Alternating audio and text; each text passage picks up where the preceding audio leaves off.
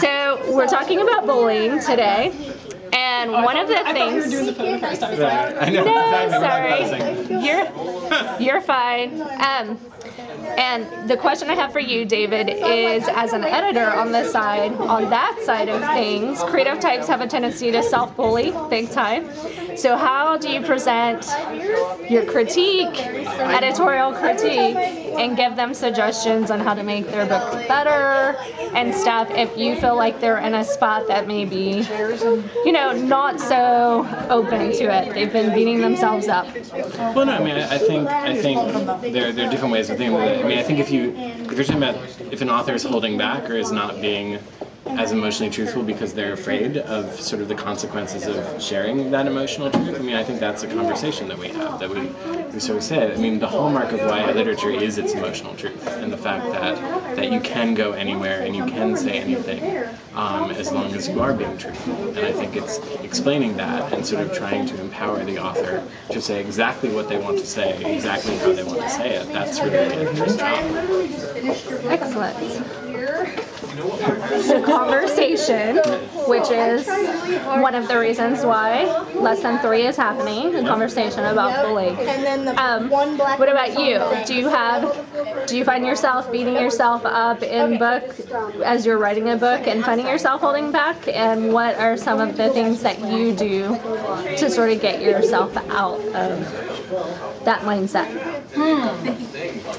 Yeah, I guess I don't really know if a first draft sucks until I revise it, and then I still don't know if it sucks until I submit it, and what if it doesn't suck, I guess. So do you have friends? Do you have readers? I don't. I think I'm a weird case because I don't give my stuff to anyone to read before I give it to my editor, because I feel like they're the ones that are going to tell me what I need to do to fix it. And so you trust your editor? Yeah. That's awesome. And how do you feel like you got to that level of trust? Was there some trust building exercise you did? Well, I think they're so excellent. I feel like when you have like David, right? When you have an exceptional editor, you just trust that this person knows how to transform the book into the best version of itself. That they're going to work with you in a way that's going to bring out the best.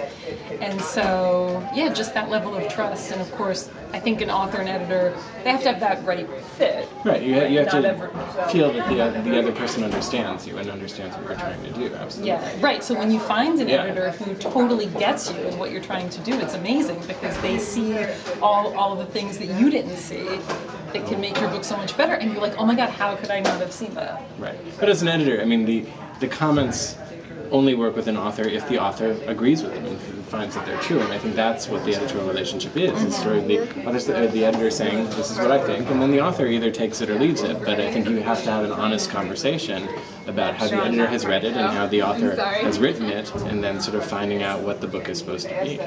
When you're on that wavelength, that's where the synergy comes about, and you both just feel like, it works. This is amazing. Yeah. Great. And it shines. Excellent.